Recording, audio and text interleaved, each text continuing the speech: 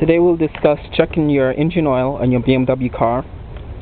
The car specifically that comes with the M54 engine or different variations of the M54, which includes the M52, M56 SULEV. This car in particular is a 2001 330i, and other cars would include the 5 Series. All the 3 Series from 1998 to 2006 will have this engine or some variation of this engine, as well as the X5, X3, and some Z3 and Z4 models may have this engine.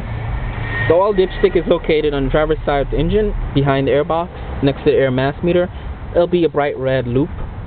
And what you're going to do is, after driving the car around for a bit, park it on level ground and pull this stick out. It won't be leveled the first time. It won't show you the exact level.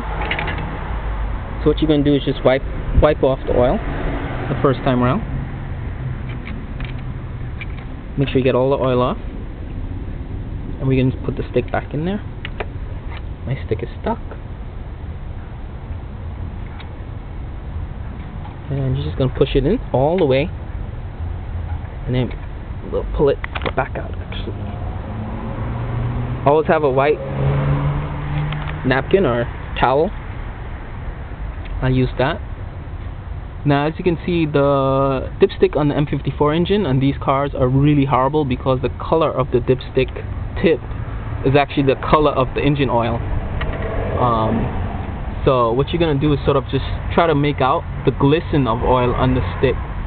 And the way this works is you want your, let me put that there, put this on there so you can see.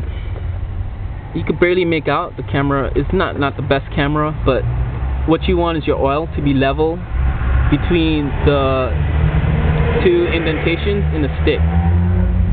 There's a top bit, a middle bit, and an end bit. And your oil, if it's leveled at the correct level, it'll be between these two, somewhere along this middle neck bit. My oil is low, so right now my stick only glistens up to around here with the oil, up to this level. And I'm gonna have to top off a little bit of oil.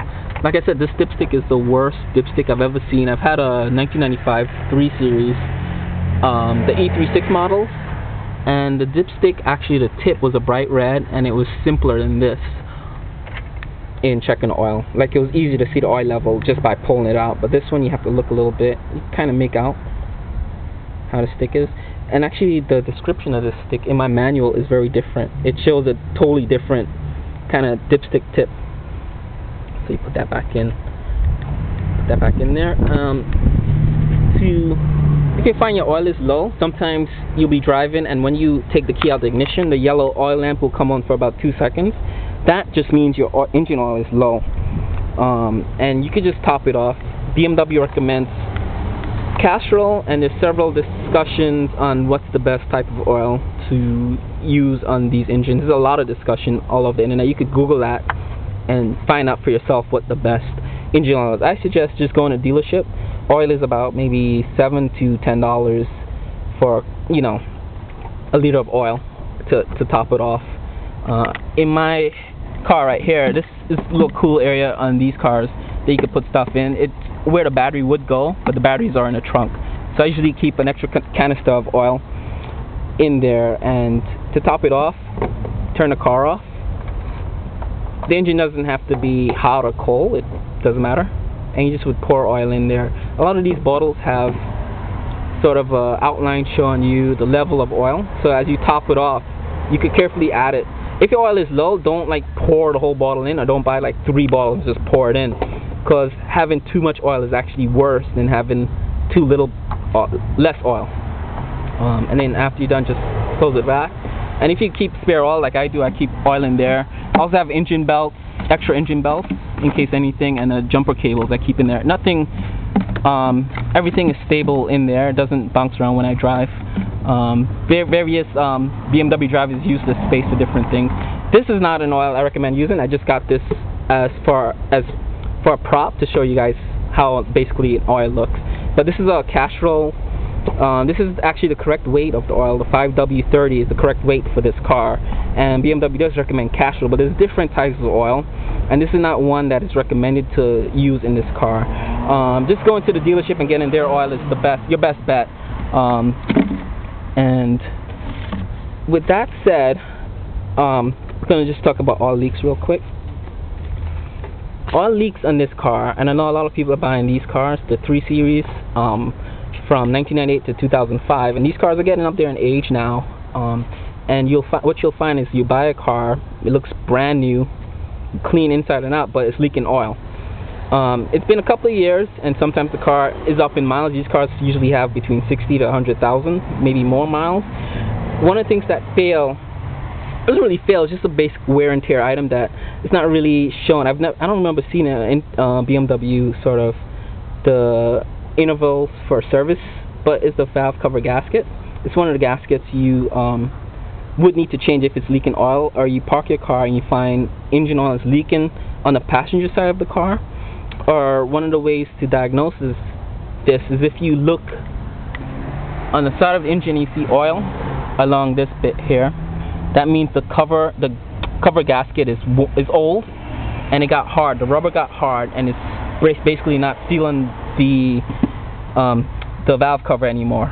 So it's just leaking a bit of oil. And oil typically from this drips in little drops, and you might see a line of drops under your car, like straight lines of drops as it leaks off of this. You might also see oil leaking from this bit here and along in there. You might see oil leaking from there. The part for this is cheap. It's about $30 to $50 depending on where you go buy it. I think the dealership sells it for a bit more. Basically the part is the same wherever you buy it. It's just a rubber gasket. The labor for this is about an hour. So most shops will charge you $150, the max for this, to change that out. Don't pay more than $150. If you pay more than that, you're pretty much paying too much. But you could do it yourself as well, maybe 2-3 hours in the backyard in your garage. The bolts come off real easy. There's no special tools needed for that. And it's not rocket science. It's documented online how to do that. Just Google that. Valve cover gasket or VCG write-ups, and you'll find that real easy how to change that. The next main thing for leak, and also one more thing in the VCGs, when it's old and it's leaking oil, you'll smell it actually inside the car. Like when you're accelerating, say uphill, the oil will burn off the intake manifold, and it'll just come up into the car, or you might see white smoke coming out of the engine, like a wisp of white smoke, or steamy white smoke.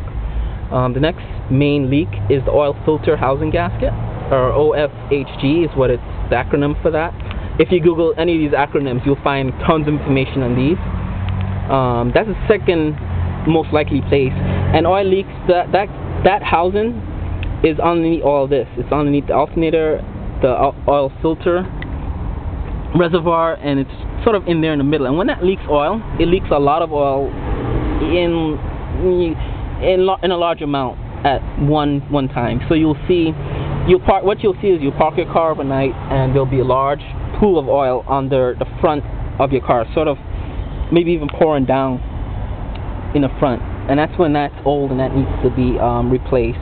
And like I said, these are little rubber seals, and the seal for that is actually this big. It's tiny, and it, like all rubber seals, it gets old with age and weather, temperatures, whatever, and it doesn't seal it as much as it used to, and it'll leak oil. And most of these cars are having these parts, the gaskets, fail around now. After 10 years or within the 100-mile range, you'll see a lot of these parts failing. So the labor for that is a little bit more because you have to remove a lot of stuff.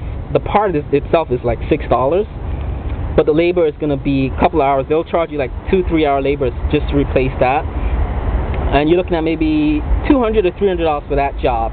It's best to just, when you replace one gasket, to just replace them all. Your car's already in the shop, and most shops will just combine the labor charge to save you a bit of money. And the parts are really cheap for these two, but the labor is just a little bit intensive, especially if they're doing the oil filter housing gasket and that gasket as well. The last place that you get a lot of leaks, and that filter gasket, like the only way you'll know that that's leaking is a lot of oil. You might jack up the car and see the metal bit of the filter, actually, of the filter housing. You'll see the housing, like it's a metal like a aluminum metal, you'll see that covered with oil, or just a lot of oil. If you remove the splash shield on the bottom, there'll be a lot of oil on the splash shield towards the center. So as you drag the splash shield out, you'll see the oil on the shield where it's leaking. And that's fairly easy to diagnose. And those are the two main places, the valve cover first, and then that is the cover gasket goes first, and then all the things will go after that. So, but like I said, you take this to a dealership for an oil leak, they'll give you the worst case scenario and charge you the maximum they could charge you for any oil leak.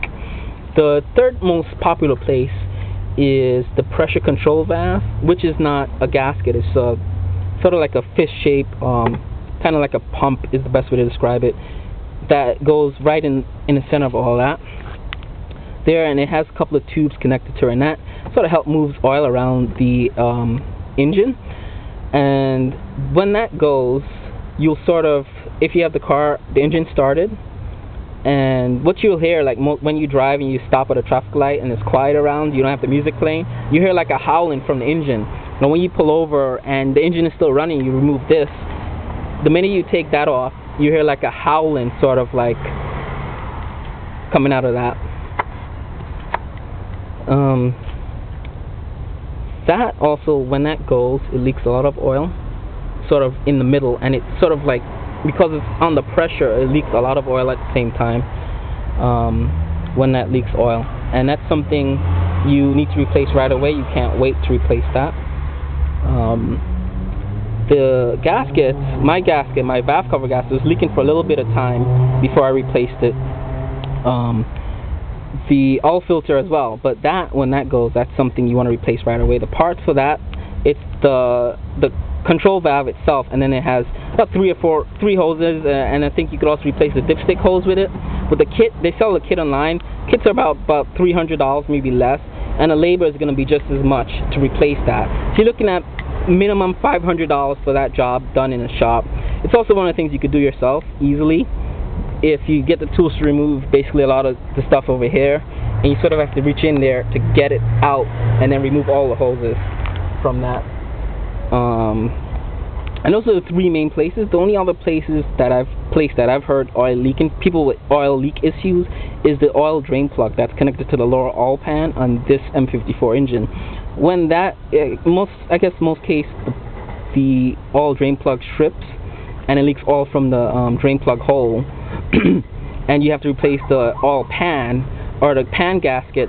Also, in what case that would maybe, if your engine is really old or whatever, that would start to leak, and you'd have to like basically drop out the suspension to get to that, and sort of, I think, support the engine. I've read a little bit about it. I don't know much about it. It's a rare case that would give you trouble, but those are the three main places what I just talked about: the valve cover gasket, the filter housing gasket, and the CCV going. The CCV is one of those things that tend to go later on in a car's life, like over 100,000 miles. And cars that's driven in the winter states, like colder states, or where the climate varies from hot to cold over the year, so the years will have problems with the CCV going. And that's something that tends to go during the colder months.